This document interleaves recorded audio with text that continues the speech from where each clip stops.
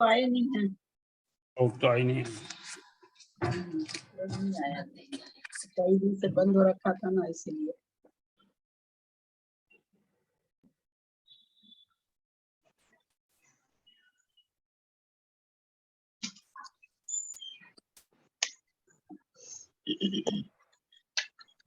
ओंकारं विद्युः संयुक्तं नित्यं ध्यायन्ति योगिनः कामदं मोक्षदं ओंकाराय नमो नमः।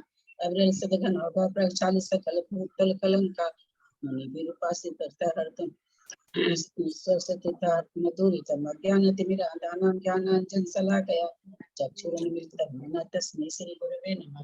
श्री परम गुरुवे नमः। परम्पराचार्य गुरुभ्यो नमः। सकल कलुषविनाशनं श्रेषां परिवर्तकं धर्मसम्पदकं भव्य जीवन प्रतिबोधकारकं पुण्य प्रकाश पापनाशमिदं शास्त्रं श्री अष्टपाहुल नामधेयम् अस्य मूल ग्रंथ कर्तारः श्री सर्वज्ञ देवास्त्र कर्तारः श्री गंधर्व देवा प्रति गंधर्व देवा तेषां पच अनुसात मासाद्य श्रीमते कुंद कुंदाचार्य विवेचितमिदं शास्त्रं श्रोतारः सावधानतया श्रृण्वन्तु। मंगलम भगवान वीरो मंगलम गौतमो बलि मंगलम कुंद कुंदादो जैन धर्मोस्तु मंगलम सर्वमंगल मांगल्यम सर्व कल्याणकारकम प्रधानम सर्वधर्माणां जैनम जयतु शासनम जैनम जयतु शासनम जैनम जयतु शासनम।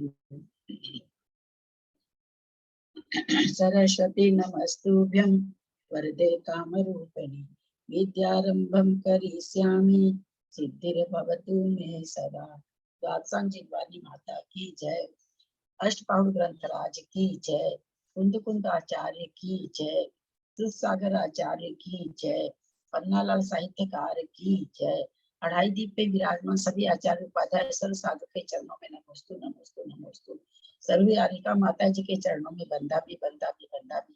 सभी छुल्लर केलर के चरणों में इच्छा में इच्छा में इच्छा में। सभी प्रतिमाधारी के चरणों में रूप में विराजमान अंजना जी के चरणों में वंदना वंदना वंदना। सभी पूज्य जनों का सादर चरण स्पर्श, सभी से सादर जय जिनेन्द्र। हम लोग अष्टपाहुल ग्रंथराज का स्वाध्याय कर रहे हैं, जो कुंद कुंदाचार्य के द्वारा विरचित है। उसमें दर्शन पाहुल चल रहा है।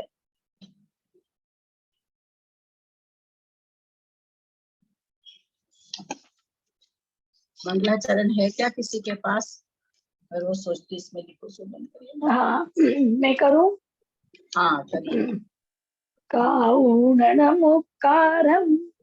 जिणवरवसहस्रवर्धमानस्त दंसणमग्गमवोच्छामि जयकमं समासेन कृत्वा नमस्कारं जिन्वरवृषभस्य वर्धमानस्य दर्शन मार्गं वक्ष्यामि यथाक्रमं समासेन। गाथा नंबर 34। दट्टुनय मनुयत्तं सह्यमतः उत्तमेन भूतेन लद्धुनय सम्मत्तम् अक्षय सुखं च मोक्षं च। दट्टुनय मनुयत्तं सह्यमतः उत्तमेन भूतेन लद्धुनय सम्मत्तम् अक्षय सुखं च मोक्षं च। सीमा पढ़ोगी क्या? सीमा सोगानी। आंटी कितना नंबर गाथा है? और 34 नंबर है। 34। जब मैं मेरी सासू जी आई हुई और टीवी देख रही, आवाज आएगा शायद। आ रहा है क्या आवाज टीवी का? खोलने से आवाज आ रहा है क्या टीवी का? हाँ आ तो रहा है। करे छोड़ दे। करो।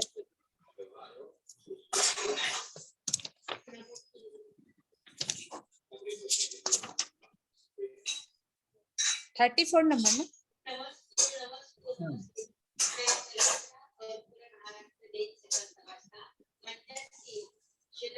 34 नंबर है ना आंटी? हाँ हाँ।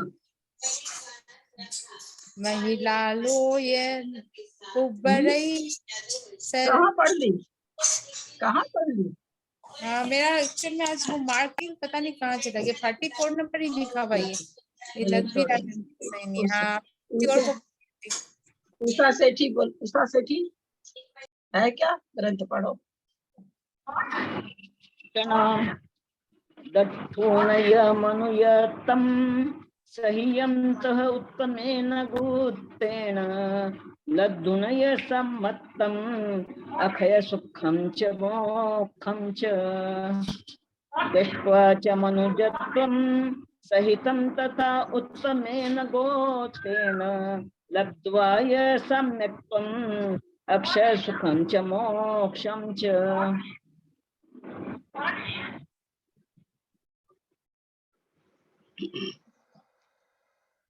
दक्षुण्यमन्व्यक्तं सह्यं तः उत्तमेन गुत्तेन, उत्तम गोत्रेण मनु गोत्र, उत्तम गोत्र से सह्यम सहित उत्तम गोत्र से सहित मनुष्यत्व को दक्षुण देखकर, मनुष्यत्व को मतलब अत्यंत जो मनुष्य जन्म दुर्लभ है, ऐसा सोचकर विचार कर, दक्षुण विचार कर, लद्धुन यह सम्मतम सम्यक्त को प्राप्त कर, अक्षय सुखम च मोक्षम च अक्षय सुख को और अक्षय मोक्ष को प्राप्त करता है। या अपने उत्तम गोत्र को देख करके और मनुष्य जन्म अत्यंत दुर्लभ है, यह जान करके, यह विचार करके सम्यक्त को प्राप्त करता है और उस सम्यक्त को प्राप्त करने के बाद में अक्षय सुख को और अक्षय मोक्ष को प्राप्त करता है, अविनाशी सुख और मोक्ष को प्राप्त करता है। संस्कृत पढ़ें।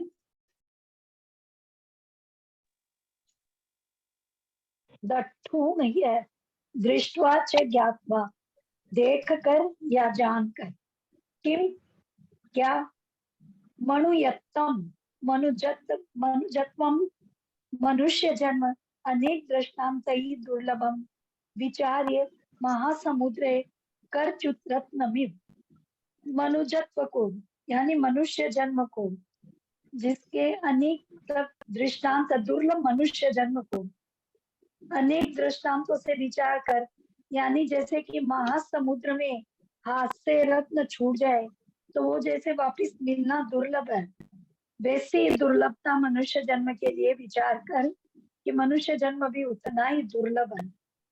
संयम तः उत्तमेन गुत्तेन, उत्तमेन गोत्रेण कुलेन सहितम संयुक्तम, और मतलब जिसने उत्तम गोत्र यानी कुल को प्राप्त किया है, उत्तम गोत्र वाले मनुष्य, दुर्लभ मनुष्य जन्म को विचार कर, सम्यक्त्वं च लब्ध्वा लद्धूणं सम्मत्तम, सम्यक्त्वं च लब्ध्वा, सम्यक्त्व को प्राप्त कर लेता है, जो प्राप्त कर, लब्ध्वा प्राप्त करके, अक्षय सुखम च मोक्षम च एतस्सामग्रे प्राप्य अक्षय सौख्यम निज शुद्ध बुद्ध परमात्म श्रद्धान ज्ञानानुचरण स्वभावोत्थम परमानंद लक्षणम सुखम भवति।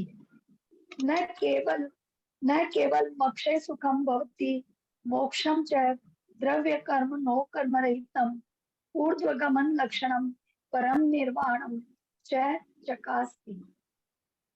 एतत्सामग्र्यां प्राप्ति, इस प्रकार की सामग्री को प्राप्त कर लेता है, जो मतलब जिसने उत्तम गोत्र में जन्म लिया है, दुर्लभ ऐसे मनुष्य जन्म को पाकर जो सम्यक्त्व को प्राप्त कर लेता है, वो अक्षय सौख्य, अक्षय सुख को निज शुद्ध बुद्ध परमात्मा श्रद्धा, अपने स्वयं का शुद्ध बुद्ध परमात्मा स्वरूप श्रद्धा, ज्ञानानुचरण स्वभावोत्तम, और जो अपना ज्ञान स्वभावी आचरण है, ज्ञानानुचरण, ज्ञान का अनुचरण करने वाला स्वभाव है, परमानंद लक्षणम सुखम भवति, वो परमानंद लक्षण के यानी सुख को प्राप्त होता है। न केवल अक्षय सुखम भवति, न केवल अक्षय सुख को प्राप्त होता है, मोक्षम च, और मोक्ष द्रव्य कर्म नो कर्म रहितम, वो द्रव्य कर्म नो कर्म रहित होके ऊर्ध्वगमन लक्षण वाले परम निर्वाण को भी प्राप्त करता है। चकास्ती मतलब प्राप्त होता है। चकास्ती प्राप्त कर लेता है। चलिए हिंदी पढ़े, इनको पढ़ना हो। मैं पढ़ती हूँ। गाथार्थ, जो उत्तम गोत्र से सहित मनुष्य जन्म को अत्यंत दुर्लभ विचार कर सम्यक्त को प्राप्त होता है, वह अविनाशी सुख तथा मोक्ष को प्राप्त होता है। विशेषार्थ, जिस प्रकार हाथ से छूटकर महासमुद्र में गिरा हुआ रत्न पाना अत्यंत दुर्लभ हो जाता है, उसी प्रकार उत्तम गोत्र से युक्त मनुष्य जन्म पाना अत्यंत दुर्लभ है। इस तरह अनेक दृष्टांतों के द्वारा मनुष्य जन्म की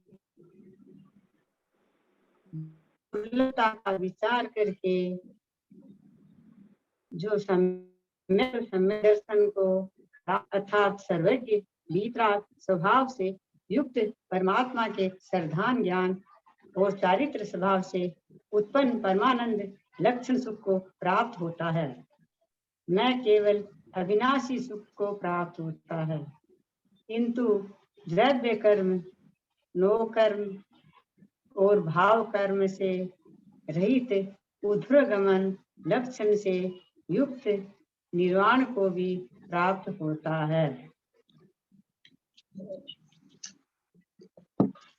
चले, इसमें कुछ पूछने का नहीं है, आगे चलते हैं। विहरति जावजिनिंदो सहसठ सुलक्षणेहिं संयुतो चौतीस ऐसे जुतो सापड़ी माथावरा बनिया। विहरति जावजिनिंदो सहसठ सुलक्षणेहिं संयुतो चौदीस ऐसे जुतो सापड़ी माथावरा बनिया। विहरति यावजिनेन्द्र सहस्राष्ट सुलक्षण संयुक्त चतुस्त्रिशय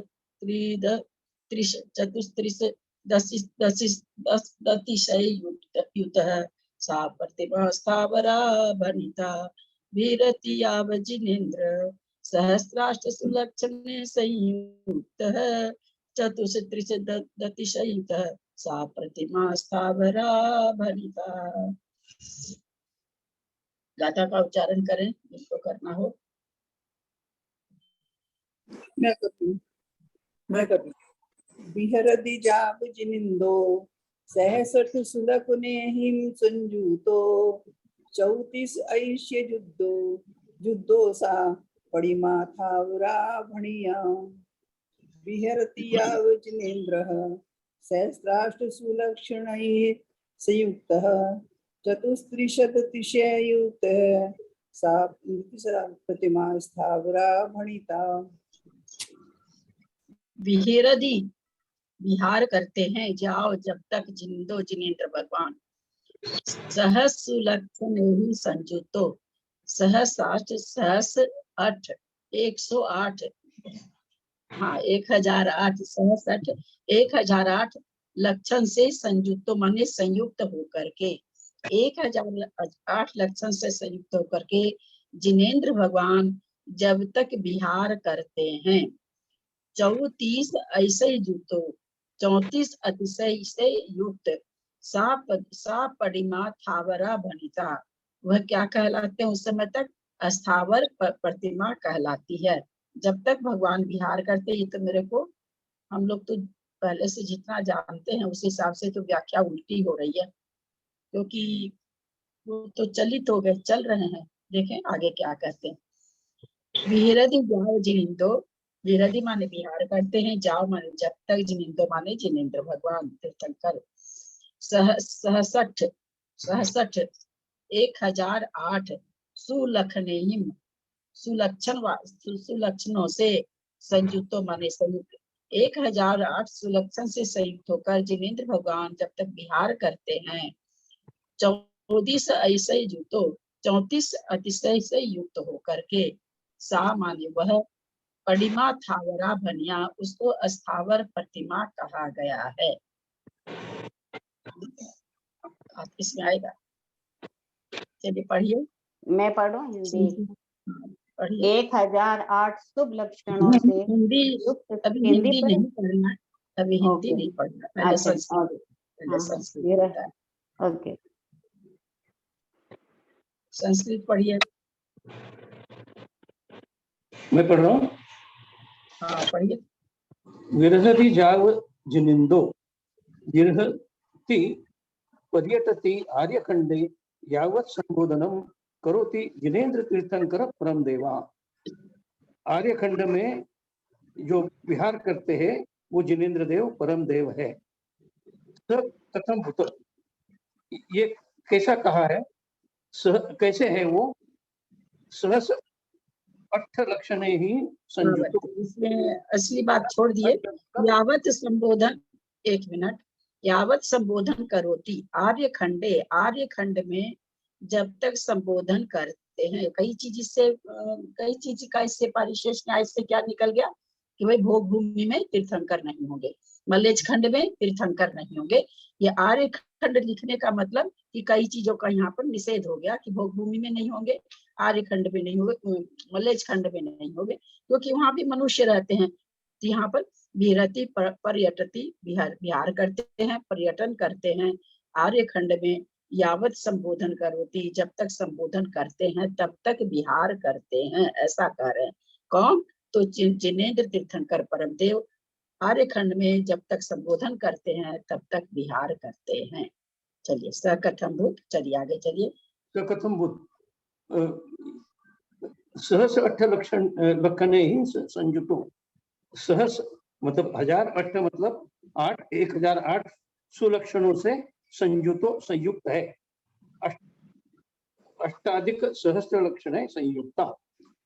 34 ऐसे जुदो, 34 मतलब 34 ऐसे मतलब अतिशय, संयुक्तो मतलब युक्त। चतुस्त्री लक्षणा चतुस्त्रिंशद अतिशय युक्तः, वही अर्थ बता दिया मैंने।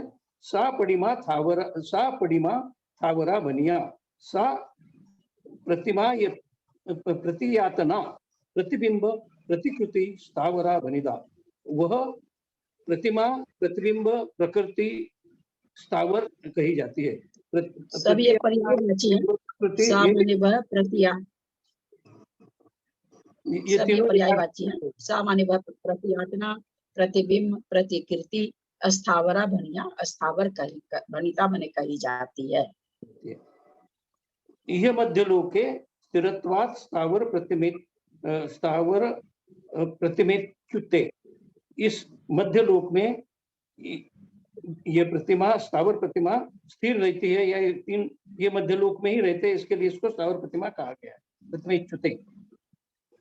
मोक्षगमन काले एकस्मिन् समये जिन प्रतिमा जंगमा कथ्यन्ते। जब तीर्थंकर भगवान मोक्ष में गमन करते हैं तब उस प्रतिमा को जंगम प्रतिमा कहते हैं। समय जिन प्रतिमा जंगमा कथ्यते, जंगम प्रतिमा कहते हैं। व्यवहारेण तु चंदन कनक महामणि स्फटिकादि घटिता प्रतिमा स्थावरः। व्यवहार से चंदन से बनी हुई, रत्नों से बनी हुई, महामणियों से बनी हुई, स्फटिक आदि से बनी हुई प्रतिमा को स्थावर प्रतिमा कहते हैं। समोसरण मंडिता जंगमा जिन प्रतिमा प्रतिपाद्यते। और समोसरण में जो प्रतिमा है, समोसरण में जो तीर्थंकर विराजमान है, उस प्रतिमा को, मतलब तीर्थंकर भगवान की प्रतिमा जो समोसरण में है, उनको जंगम प्रतिमा कहते हैं। जंगम प्रतिमा कहते हैं। तो दो चीज यहाँ समझ में आई। ऐसे तो तीर्थंकर भगवान चूंकि विहार कर रहे हैं, इसलिए क्योंकि मध्य लोक में ही विहार कर रहे हैं, इसलिए उनको अस्थावर प्रतिमा कही गई। जब मोक्ष जाते हैं तो उस एक समय के लिए उनको जंगम प्रतिमा कहा गया। और व्यवहार से तो कहते हैं कि जो प्रतिमाएं ये सब सोने की, चांदी की, चंदन की, महामणि की जो बनी रहती है, एक जगह पे रखी रहती है, उसको स्थावर कहते हैं। और समोसरण में जो से मंडित जो जंगम जो प्रतिमा है, उसको जंगम प्रतिमा कहते हैं। 1000 जंगम में और स्थावर में क्या फर्क है? समोसरण में तो ललिता जी तीर्थंकर परम देव साक्षात विराजमान तो ही है, पर वो समूह शरण में है तब वो हाँ। जंगम कहलाते हैं, है ना? जंगम है। ऐसे अपने लोग तो मतलब ये बोलचाल की भाषा में ऐसा सुना हुआ है महाराज लोगों के मुंह से कि जो प्रतिमा मंदिर में विराजमान रहती है वो तो स्थावर है, और जो महाराज लोग के साथ जो चिताले चलते हैं या किसी के साथ भी जो प्रतिमाएं चलती हैं उनको जंगम कहते हैं, ऐसा मतलब सुना हुआ है। यहाँ पर वो विवरण तो है नहीं ना, महाराज लोग जो लेके मंदिर चलते हैं उसका तो यहाँ पर मतलब बात ही नहीं आई है। तो उन्होंने समूह शरण वाली को जंगम कहा। और समूह शरण की प्रतिमा कहीं ले जा सकते हैं क्या आदमी? कहीं ले जा थोड़ी सकते हैं। नहीं तो समूह शरण में तो तीर्थंकर परम देव का शरीर है। समूह शरण में तो प्रतिमा मतलब उसको कहा है, साक्षात जो तीर्थंकर परमेश्वरी बैठे हैं, साक्षात तीर्थंकर है, उनको ही जंगम प्रतिमा कहा है इसमें। हाँ हाँ हाँ हाँ। विराजमान वही है इसलिए उनको, है ना? तो यह प्रतिमा वैसे थोड़ी है समूह शरण में कि समूह शरण में जो और प्रतिमाएं हैं। मान स्तंभ वगैरह में प्रतिमाएं तो होती हैं, वहाँ पे भी मान स्तंभ नहीं, वो वगैरह। तो होती है, वो नहीं, पर यहाँ तीर्थंकर परम देव का शरीर ही। समूह शरण में साक्षात भगवान जो बैठे हैं तीर्थंकर उसको कहा गया है। हाँ हाँ, ये नहीं जो अपने लोग के यहाँ समूह शरण जो बना हुआ उसकी उस प्रतिमा की बात नहीं है। समूह शरण साक्षात लगा हुआ है, उसमें तीर्थंकर भगवान बैठे हैं, तो उस समय उनको जंगम प्रतिमा कही जा रही है। जब विहार कर रहे हैं, विहार करते हुए को स्थावर प्रतिमा कही। समूह शरण में जो साक्षात तीर्थंकर है उनको प्रतिमा इसके लिए कहा गया कि वो विहार नहीं करते, एक जगह स्थिर रहते हैं, स्थावर रहते हैं, इसके लिए उनको बोलता है। हाँ, तो वही चीनों ने तो यहाँ पर साफ कर दिया ना कि व्यवहार में तो क्या है कि जो रत्न आदि की प्रतिमा उसको स्थावर कहते हैं, और जो समूह शरण में जो भगवान विराजमान उसको जंगम कहते हैं। और ऐसे उन्होंने कह दिया कि जब विहार कर रहे हैं उस समय तो वो स्थावर प्रतिमा है, जब मोक्ष जाएंगे तब उस समय के लिए वो मोक्ष जाने समय में जंगम प्रतिमा कहलाएंगे, ऐसा यहाँ पर उपदेश दे रहे हैं। आवाज दीदी आपने क्या वर्ड बोला? जंगम? जंगम ही है सर, और कुछ है क्या? नहीं, मेरे को बराबर सुना नहीं इसलिए कंफर्म किया था। जंगम जंगम इसका इतना का पहले विशेषार्थ पढ़ लेते हैं क्योंकि उसके बाद बहुत लंबा है, संस्कृत बहुत लंबी है। हिंदी पढ़ लीजिए इसका। हेमा जी आप पढ़ना चाह रही थी, पढ़ लीजिए। 1008 गुण लक्षणों से युक्त तथा 34 अतिशयों से सहित तीर्थंकर भगवान जब तक यहाँ विहार करते हैं तब तक उनको स्थावर प्रतिमा कहा गया है। विशेषार्थ: तीर्थंकर परम देव श्री वृक्ष आदि 108 लक्षणों और तिल मसा आदि 900 व्यंजनों से सहित होते हैं तथा 10 जन्म के 10 केवल ज्ञान शरीर में एक मिनट हाँ। भगवान के शरीर में 108 शुभ लक्षण होते हैं, चिन्ह होते हैं। अच्छा, जैसे यहाँ पर श्री वत्स का चिन्ह रहता है, तो वैसे चिन्ह रहते हैं। हाँ क्या मसा, हाँ तिल मसा आदि 900 व्यंजन भी रहते हैं तथा 10 जन्म के 10 केवल ज्ञान के और 14 देवकृत, इस तरह 34 अतिशयों से सहित होते हैं। इन सब से युक्त तीर्थंकर जिनेंद्र जब तक आर्यखंड में भव्य जीवों को संबोधते हुए विहार करते रहते हैं जब तक उन्हें स्थावर प्रतिमा कहा जाता है, और जब वे समस्त कर्मों का क्षय करके एक समय में सिद्ध शिला की ओर अग्रसर होते हैं तब उन्हें जंगम प्रतिमा कहते हैं। प्रतिमा प्रतियात्मा, प्रतिबिंब और प्रतिकृति से ये सब प्रतिमाएं के नाम है। व्यवहार की अपेक्षा चंदन, सुवर्ण, महामणि तथा स्फटिक आदि से निर्मित प्रतिमा स्थावर प्रतिमा कहलाती है। और समूह शरण में सुशोभित विहार करने वाले जिन प्रतिमा तीर्थंकर परम देव का शरीर जंगम प्रतिमा कही जाती है। अब तीर्थंकर के शरीर में पाए जाने वाले 1008 लक्षण कौन कौन है? यह प्रकट करते। अच्छा, हाँ, दीदी मैं थोड़ा पूछना ये चाह रही हूँ दीदी, प्रणाम करती हूँ। यहाँ पर कैसा आया अभी कि जब तक वो विहार कर रहे जिन प्रतिमा, सुशोभित विहार करने वाली जिन प्रतिमा, तीर्थंकर परम देव का शरीर जंगम प्रतिमा, और पहले आया कि विहार कर रहे जब तक स्थावर प्रतिमा, यानी कैसा लेंगे दीदी? यहाँ पर वो अपने भी कह दिया ना शायद, व्यवहार से संस्कृत में भी कहा था उन्होंने। 1 मिनट, विहार करते हैं प्रतिमा कहाँ गया, 1 मिनट। अच्छे व्यवहारे न, तो संस्कृत में है ना, हिंदी हम ध्यान नहीं दिए।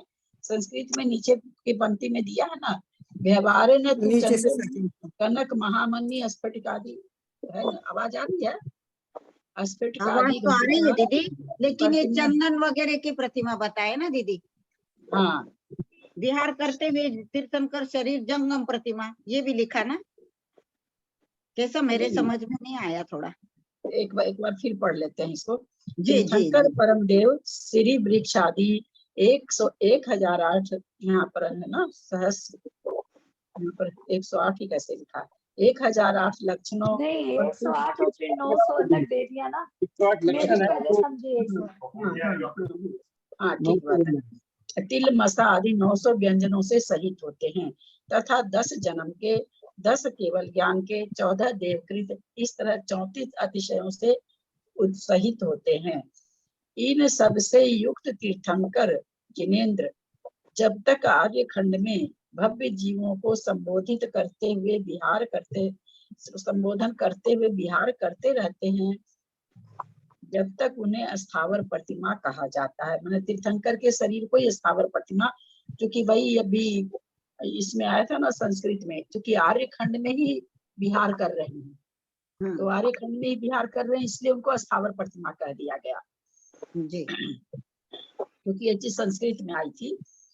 और जब वे समस्त कर्मों का क्षय करके एक समय में शिला की ओर अग्रसर होते, तो अब क्या हो गया, आर्य खंड से निकल गए बाहर, तो बाहर निकल रहे हैं यानी चलायमान हो गए। बाहर निकलने का मतलब जंगम और स्थावर में यही अंतर समझा जाता है ना, कि स्थावर प्रतिमा वो ही जो स्थावर रहती है, स्थित रहती है, स्थिर रहती है, और जंगम जो इधर उधर जाती होती है उसको जंगम कहा जाता है। तो यहाँ पर कैसे घटा रहे हैं, जब तक किन्हीं का फोन आ रहा है, म्यूट कर लें प्लीज। जब तक आर्यखंड में विहार, तो आर्यखंड को उन्होंने स्थावर के हिसाब में ले लिया कि आर्यखंड में जब तक विहार कर रहे हैं तब तक तो वह स्थावर प्रतिमा है, और जब वे विहार करते हुए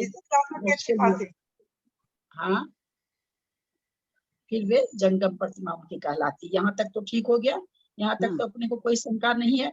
अब आगे कहते हैं प्रतिमा, प्रतियातना, प्रतिबिंब, प्रतिकीर्ति, ये सब प्रतिमाओं के नाम हैं।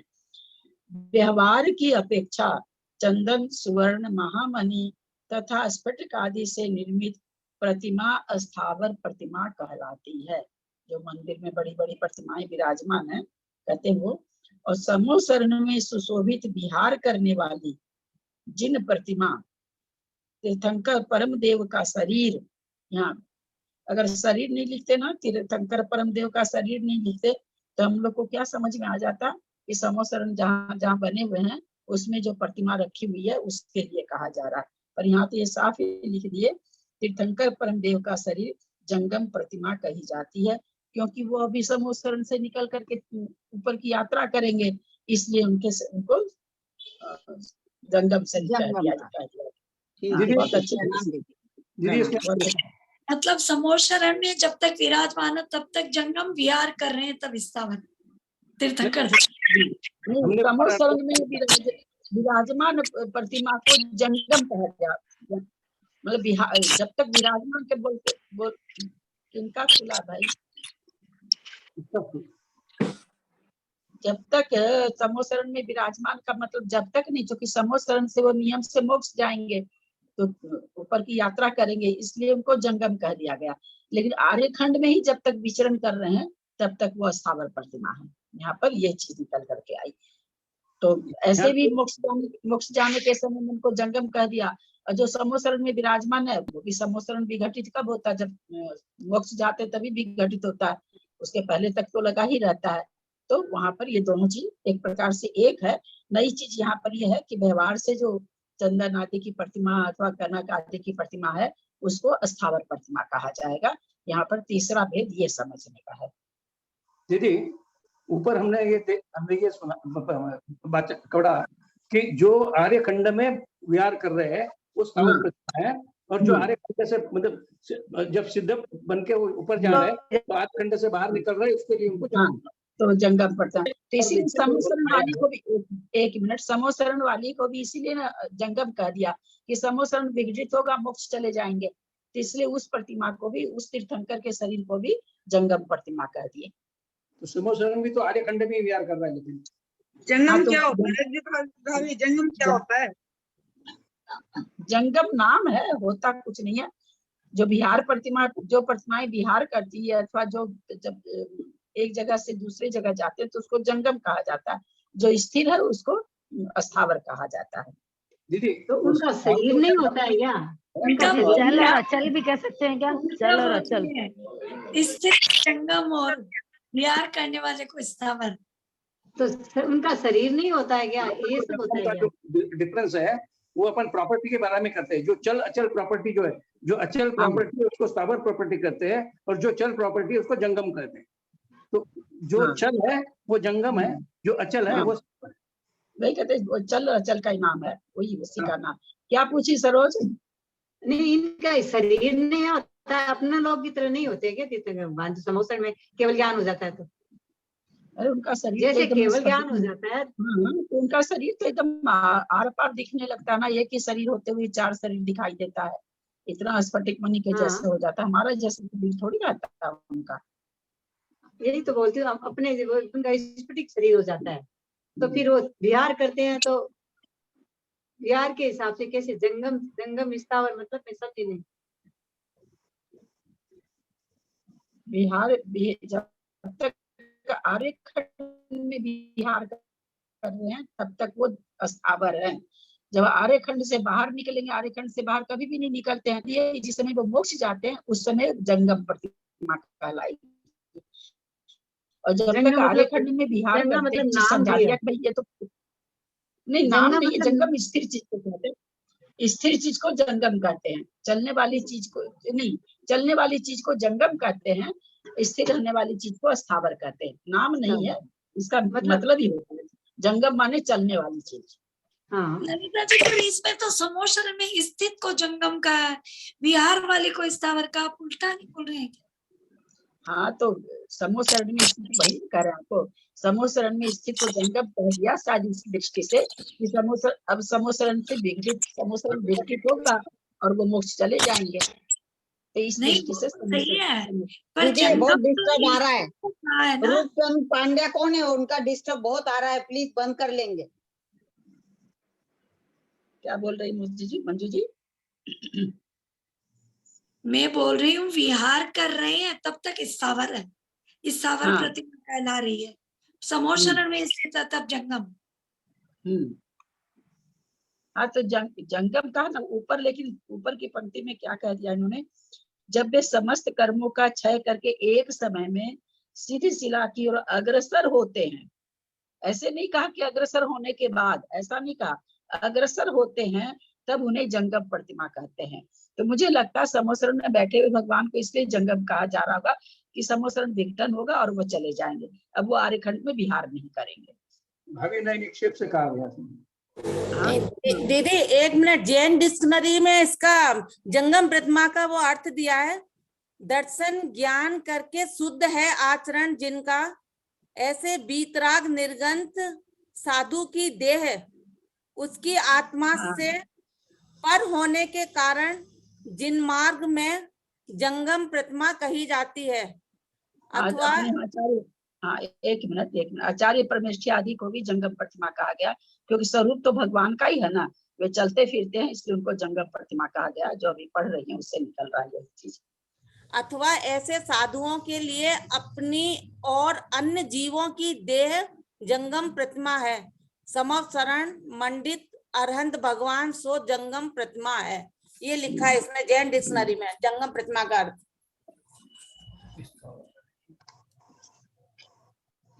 चलिए संस्कृत पढ़िए आगे, बहुत बड़ा है संस्कृत, कई लोग पढ़ लीजिएगा। एक लोग नहीं पढ़ पाएंगे तो बहुत बड़ा है। मैं कोशिश करूँ तो इजी है। तो श्री वृक्ष है कर चरणेषु शंख अम्भोजम स्वस्तिक अंकुश तोरणम चामरम श्वेतात्पत्रम सिंहासनम ध्वज। सिंहासनम सिंहासन नहीं है। आप लोग ना। कुछ चीज तो आप लोग सब कोई बहुत गलत बोलते हो। सब कोई सिंहासन बोलता, कोई नहीं बोलता सिंहासन। सिंहासनम सबके मुंह पे सिंहासन पड़ा हुआ, सबके मुंह पे। सिंहासनम भक्तन स्तोत्र पढ़ते हैं उसमें भी सिंहासन सिंहासन बहुत अंतर है। सिंहासनम बहुत अंतर है। दीदी क्या बोलना चाहिए? दीदी दीदी एक मिनट, सिंहासनम दीदी सिंहासन बोलना चाहिए ना, सिंहासन। हाँ हाँ सिंहासन ठीक, बोलना ठीक, चाहिए, ठीक। सिंहासन जी, नहीं इसमें बोलना। जी। बिंदु है ना दीदी, ऊपर में बिंदु है ना ना के ऊपर, हाँ तो सिंहासनम नहीं होगा क्या? घ पढ़ रहे, क्या घ नहीं होगा, ह है जो लिखा है वही पढ़िए ना। सिंहासनम हाँ सिंहासनम ध्वज मत्स्यो कुंभो कच्छप कच्छप चक्रम समुद्र सरोवरम विमानम भवनम गज नरनार्यो सिंह वाण धनुषी मेरु इंद्र पर्वत नदी पूरम गोपुरम चंद्र सूर्य जातस्यस्य जातयस्व व्यंजनम वेणुः वीणा मृदगम पुष्पमाले द्वे पट्टकुलम हट्ट कुंडलादि षोडश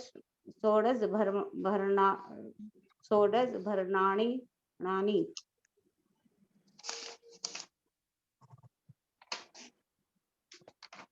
आगे पढ़ो क्या? हाँ ये पूरा का लक्षण पढ़ दीजिए, दो चार पंक्ति और पढ़िए। दीदी इन्होंने सिंह को भी सिंह बोला। फलिन मुद्दानम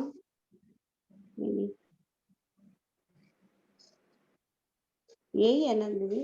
हाँ हाँ हाँ सुपक्य कलम क्षेत्रम रत्नदीप वज्रम मही लक्ष्मी सरस्वती सुरभि वृषभ चूड़ारत्नम महानिधि कल्पवल्ली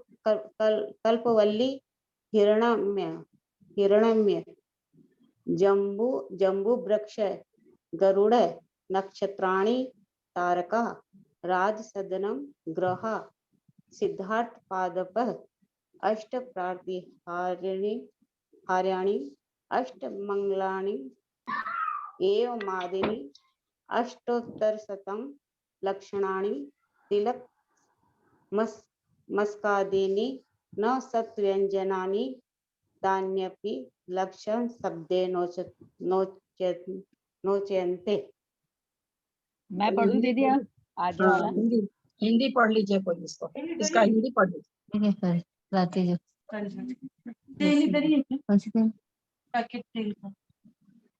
कोई हिंदी पढ़ लीजिए इसका, कोई और पढ़ लीजिए। हाँ मैं पढ़ूं? पढ़ लो कुसुम, बंगलोर कुसुम। बोतल में नहीं नीचे। अंकुश अरे वो जहाँ रोज कौन पढ़ जो पढ़े मैं पढ़ूं क्या? पढ़िए ना, जिनको पढ़ना हो पढ़िए। स्वस्तिक अंकुश तोरण चामर पहले दो सफेद लाइन पढ़िए ना, पहले दो लाइन पढ़िए। सिंहासन आप ये से पढ़े ना, आप तीर्थंकर के शरीर में अब तीर्थंकर के शरीर में पाए जाने वाले 1008 लक्षण कुछ भी समझ में नहीं कौन आ रहा। है? एक यह मिनट, प्रकट करते हैं। एक मिनट, सब कोई बंद कर लीजिए, जिसको पढ़ना है वही खोलिए।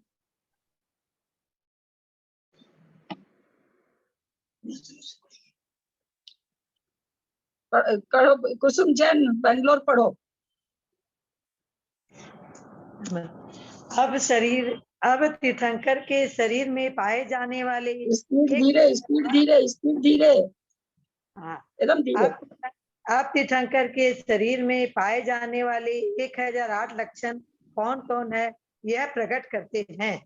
श्री वृक्ष हाथ और पैरों में शंख, कमल, स्वस्तिक, अंकुश, तोरण, चामर, सफेद छत्र, सिंहासन, ध्वज, 2 मच्छ, 2 कलश, कछुआ, चक्र, समुद्र, सरोवर, विमान, भवन, हाथी, स्त्री पुरुष, सिंह, धनुषवान, मेरु, इंद्र, पर्वत, नदी, पुर, गोपुर, चंद्र, सूर्य, उत्तम घोड़ा, व्यंजन, बांसुरी, वीणा, मृदंग, 2 पुष्पमालाएं, रेशमी वस्त्र, बाजार, कुंडल आदि 16 आभूषण, फलों से युक्त उपवन, अच्छी तरह पका हुआ धान का खेत, रत्नद्वीप ब्रज, पृथ्वी, लक्ष्मी, सरस्वती, कामधेनु, वैल, चूड़ामणि, महानिधि, कल्पबेल, स्वर्ण, जम्बू वृक्ष, गरुड़, नक्षत्र, क्या है, कहाँ है? नक्षत्र, तारका, राजभवन, ग्रह, सिद्धार्थ वृक्ष, अष्ट प्रातिहार्य तथा अष्ट मंगल द्रव्य, इन्हें आदि लेकर 108 लक्षण होते हैं और तिल, मसा आदि 900 व्यंजन होते हैं। ये सब मिलकर 1008 लक्षण कहलाते हैं। ये सब जितनी चीज अभी पढ़ी गई ये भगवान के शरीर में होती है। तारका मतलब क्या होता है? तारका तो ऐसे तो तारका तारा को कहते हैं, अभी यहाँ पर तारका मतलब क्या है तो भगवान जाने। तारका बहुत सारे तारे रहते हैं ना, इसलिए उनको तारका कहा होगा। हाँ, क्या चीज? तारों के समूह को तारका, तारों को ही कहा गया है। हाँ, तो मतलब एक तारा तो दिखेगा नहीं ना, तो तारों के समूह कोई खास, हाँ खास इसका होगा। ये इतनी चीजें भगवान के शरीर में होती है। हाँ, ये तो मतलब बड़ा विचित्र लग रहा है कि इतना उनका शरीर में तो जगह ही नहीं बचती होगी इतनी चीजें होने से। नहीं, ये भाभी ये ना नाभि के नीचे होते हैं, ये चिन्ह होते हैं ना, लक्षण वाले चिन्ह होते हैं नाभि के नीचे, नाभि के ऊपर होते हैं, और जो अशुभ चिन्ह होते हैं वो नाभि के नीचे होते हैं। तो यहाँ भगवान के शरीर में तो सारी चिन्ह में जाएंगे भाई। यहाँ तीर्थंकर की बात चल रही है, अशुभ चिन्ह की बात क्यों नहीं? तीर्थंकर की कह रहे हैं ना, जो नाभि के ऊपर होते हैं इनके। आप कह रहे ना सारे शरीर में होते हैं, तो नाभि के ऊपर होते हैं। मसा वगैरह तो कहीं भी हो सकता है, मसा वगैरह के लिए तो अवधि ज्ञान के लिए और उन चीजों के लिए आता है। मसा वगैरह, तिल मसा वगैरह तो नीचे आचार्य श्री के तो पाँव की रेखा देख करके ही सुपार्श्वती माता जी ने कहा था, किसने कहा था मुझे याद नहीं आया, कि आचार्य बन के रहेंगे। तो ऐसा नहीं है। नहीं, 108 चिन्ह की बात कह रही हूँ, 108 चिन्ह की बात है। तो 900 व्यंजन भी है ना, 900 व्यंजन भी तो है सारे शरीर में। सारे के सारे शुभ होंगे ना दीदी उनके, तो शंकर भगवान के पूरे 1008 शुभ ही होंगे। पूरे शुभ होंगे। थोड़ी चित्र विचित्र शरीर में हो जाता है ऐसा, इतने डिजाइन वाला, इतनी डिजाइन बनी हुई होती है और ध्यान भी नहीं देते। जिनके यहाँ से चोंचों की आवाज है तो बंद कर लीजिए ना। रूपचंद जी पांड्या करके है दीदी, उनके यहाँ से आवाज आ रही बार बार।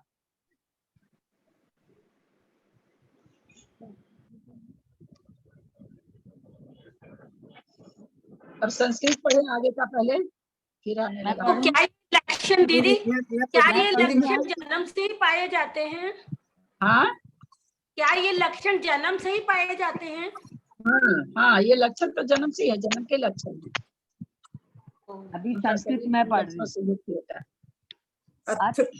के ते चतुस्त्रिशदितिशयः निःस्वेदता, निर्मलता, क्षीर गौर रुधिरता, सम चतुर्संस्थानम, व्रज वृषभ नाराज सहननम, सुरूपता, सुगंधता, सुलक्षणता, अनंत वीर्य, प्रिय हितवादित्वम इत्येते दशातिशया जन्म आरभ्यम भवन्ति, तथा घातिकर्म क्षयजा दशातिशयः सन्ति ते के गुव्युतिशय तिशय चतुष्टय सुभिक्षितः गगन गमनम प्राणिवदाभाव भुक्तेर भाव उपसर्गा भाव चतुर्मुखत्वं सर्व विद्या प्रभुत्वं प्रतिबिंब ग्रहितत्वं लोचन पक्षमणिः स्पंदः नख केशानां वृद्धिः इति घाति कर्म क्षया दशातिशयः देवोपनीताश् चतुर्दश दशातिशयः तथा ही सर्वधर्मागधिका भाषा को अभ्यर्थ है ना दीदी ये? अभ्यर्थ अभ्यर्थ सर्वार्ध मागधिका भाषा को अयम अर्थ, सॉरी अपि नहीं है, को अयम अर्थ अर्ध भगवत भाषा मगध देश भाषात्मम अर्ध च सर्व भाषात्मम अर्धम है ना, अर्धम है अर्ध बोलने से तो बहुत गलत हो जाएगा। हाँ अर्धम च सर्व भाषात्मम कथमेवं कथमेवं देवोपनीतत्वमिति चेत् मगध देव सन्निधाने तथा परिणामतया भाषया संस्कृत भाषया प्रवर्ते मैत्री च सर्व जनता विषया सर्वे जन समूहा मागध प्रीतिंकर देवातिशय वशात मागध भाषया भाषन्ते परस्पर मित्रतया च वर्तन्ते इति द्वावतिशयोः सर्वन्तूनां फलसत्त्वकाः सर्वन्तूनां पल्लवाः सर्वन्तूनां पुष्पाणि सर्वादिना भवन्ति आदर्श सदृशी रत्नमयी भूमिर्भवति वायुः पृष्ठत् आगच्छति सर्वलोकस्य परमानंदो भवति अग्रे योजनमेकं सुगंधगंधवः भूमिभागं प्रामर्जन्ति धूलिकंटक खटकीटक कर्कर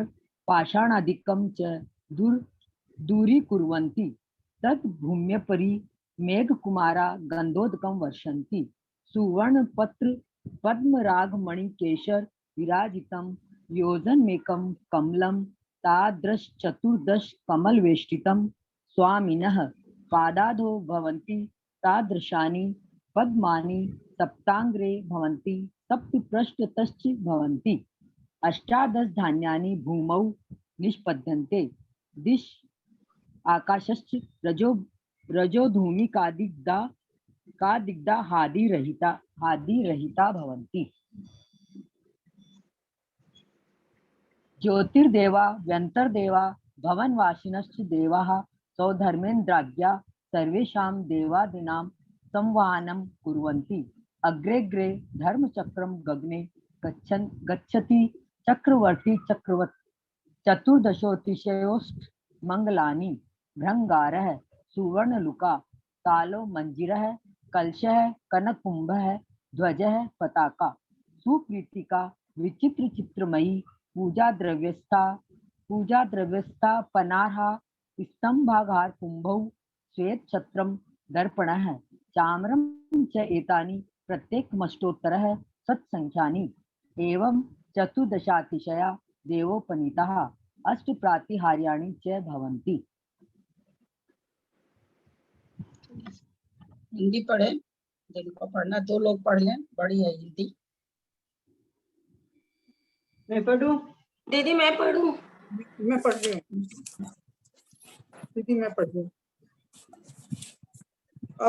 अब 34 अतिशय कहते हैं, पसीना नहीं आना, मलमूत्र रहित शरीर का होना, दूध के समान सफेद, रुधिर सम चतुर संस्थान, वज वृषभ नाराज सहनन, सुंदर रूप, सुगंधता, उत्तम लक्षणों युक्तपना, अनंत वीर्य और प्रिय तथा हितकारी वचन बोलना, ये 10 अतिशय जन्म से ही होते हैं।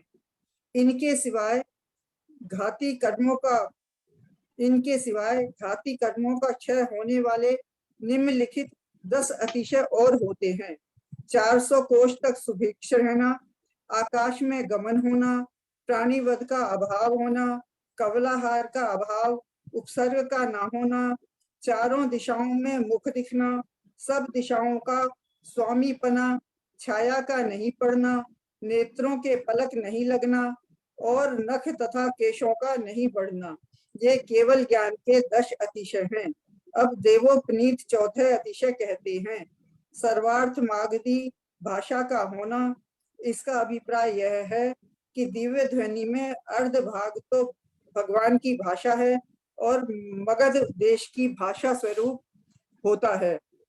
भाषा और जो और नहीं जो सॉरी, दिव्य ध्वनि में अर्ध भाग तो भगवान की भाषा जो मगध देश की भाषा स्वरूप होता है और आधा भाग दिव्य ध्वनि की जो भाषा है आदि तो भगवान की भाषा, आदि मागधी भाषा है, ऐसा कह रहे हैं।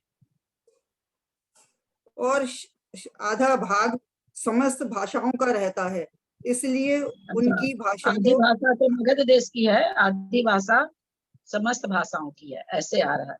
आदि जो भगवान की भाषा है, अर्ध भाग तो भगवान की भाषा है जो मगध देश की भाषा स्वरूप होता है।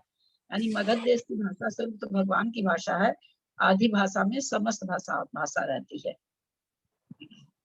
दीदी एक जगह हमने महाराज की उसमें ये भी पढ़ा था कि जो वहाँ पे मागध जाति के देव होते हैं, आ रहा नीचे आ रहा वो सब नीचे आ रहा, सब आ रहा नीचे। अच्छा सॉरी दीदी। इसलिए उनकी भाषा को सर्वार्थ मागधी भाषा कहते हैं। भाषा में यह उक्त प्रकार का परिणमन मागध देवों के सन्निधान में होता है, इसलिए उसमें देवोपनीतपना बन जाता है। दूसरा अतिशय सब जनता में मैत्री भाव का होना है। मागध देवों के अतिशय के कारण सब लोग परस्पर मागध भाषा में बोलते हैं और प्रीतिंकर देवों के अतिशय से सब लोग परस्पर में मित्रता से रहते हैं। इस तरह दोनों अतिशय देवकृत अतिशय सिद्ध हैं। सब ऋतुओं के फल और फूलों के गुच्छे प्रकट होना, यह तीसरा देवकृत अतिशय है। इसमें वृक्ष आदि वनस्पतियों के सब ऋतुओं के पल्लव और सब ऋतुओं के पुष्प आदि प्रकट होते हैं। चतुर्थ अतिशय में पृथ्वी दर्पण के समान रत्नमयी हो जाती है। पांचवें अतिशय में वायु पीठ की ओर से बहती है। छठवें अतिशय में सब लोगों को परम आनंद होता है। सातवें अतिशय में सुगंधित वायु आगे आगे 1 योजन तक भूमि को साफ करती रहती है, अर्थात धूलि कंटक आदि को दूर करती रहती है। आठवें अतिशय में उस साफ की हुई भूमि पर मेघ कुमार देव गंधोदक सुगंधित जल की वर्षा करते हैं। 9वें अतिशय में स्वर्ण की कलिकाओं तथा पद्मराग मणि में केसर से सुशोभित 1 योजन विस्तार वाला कमल, ऐसे ही 14 कमलों के साथ भगवान के पैरों के नीचे होता है, अर्थात 1 कमल भगवान के पैर के नीचे और 7 कमल आगे पीछे होते हैं। 7 कमलों की 32 पंक्तियां होती हैं तथा बीच का 1 कमल।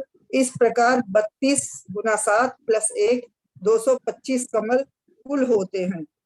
10वें अतिशय में पृथ्वी पर 18 प्रकार के अनाज उत्पन्न होते हैं। 11वें अतिशय में दिशाएं और आकाश धूलि धूमिका तथा दिग्दहा आदि दोषों से रहित होते हैं। 12वें अतिशय में ज्योतिष व्यंतर तथा भवनवासी देव और 100 धर्मेंद्र की आज्ञा से सब देवों का आह्वान करते हैं। 13वें अतिशय में चक्रवर्ती के सुदर्शन चक्र के समान भगवान के आगे आकाश में धर्म चक्र चलता है। और 14वें अतिशय में अष्टमंगल द्रव्य दृष्टि गोचर होते हैं। स्वर्ण में झारी, तालपत्र, स्वर्ण कलश, पताका, सुप्रीति का ठोना, सफेद छत्र, दर्पण और चमर, ये 8 मंगल द्रव्य हैं। प्रत्येक मंगल द्रव्य 108 रहते हैं। इस प्रकार 14 अतिशय देवोपनीत हैं। अब 8 प्रातिहार्य कहते हैं। अशोक वृक्ष प्रत्यार्य नहीं बताया, प्रत्यार्य का संस्कृत पढ़ना है दीदी।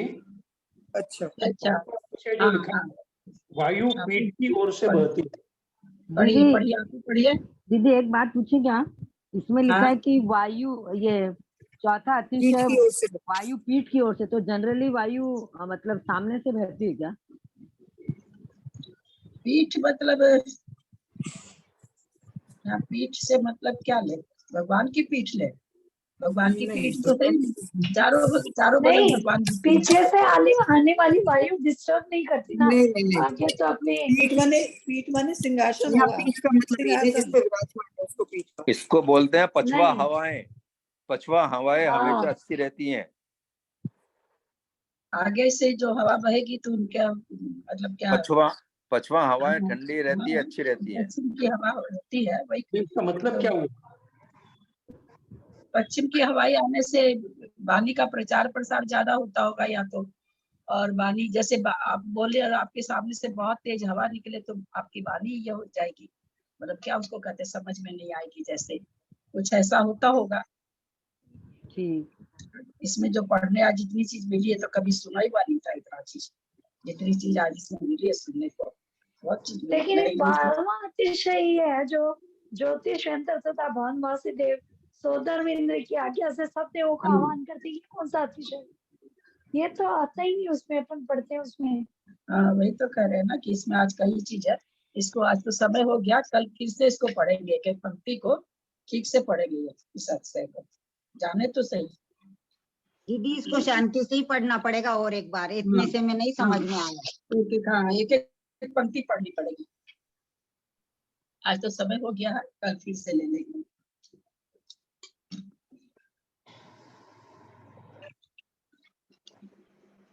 जितवानी स्तुति करें।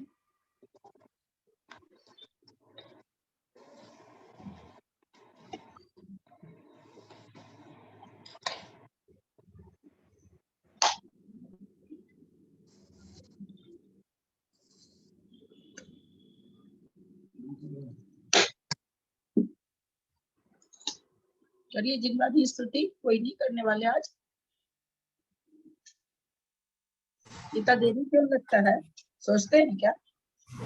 जिनवाणी जग मैया जन्म दुख मेट दो। जिनवाणी जग मैया जन्म दुख मेट दो। जन्म दुख मेट दो, मरण दुख मेट दो। जन्म दुख मेट दो, मरण दुख मेट दो। जिनवाणी जग मैया जन्म दुख मेट दो। बहुत दिनों से भटक रहा हूँ ज्ञान बिना में मैया। बहुत दिनों से भटक रहा हूँ ज्ञान बिना में मैया। निर्मल ज्ञान प्रदान सुकर दो, तू ही सच्ची मैया। जन्म दुख मेट दो, मरण दुख मेट दो। जिनवाणी जग मैया जन्म दुख मेट दो। गुण स्थानों का अनुभव हमको हो जावे जग मैया। गुण स्थानों का अनुभव हमको हो जावे जग मैया। चढ़े उन्हीं पर क्रम से फिर हम होवे कर्म खिवैया। जन्म दुख मेट दो, मरण दुख मेट दो। जिनवाणी जग मैया जन्म दुख मेट दो। मेट हमारा जन्म मरण दुख इतनी विनती मैया। मेट हमारा जन्म मरण दुख इतनी विनती मैया। तुमको हम सब शीस नवाए, तू ही सच्ची मैया। तुमको हम सब शीस नवाए, तू ही सच्ची मैया। जन्म दुख मेट दो, मरण दुख मेट दो। जिनवाणी जग मैया जन्म दुख मेट दो। जवाणी के ज्ञान ते सूझे लोका लोक, सोवाणी मस्तक चढ़ू सदा दे दूं दो। हे जिनवाणी भारती तोय जपू दिन रैन, जो तेरी शरण आ गए सो पावे सुख चैन।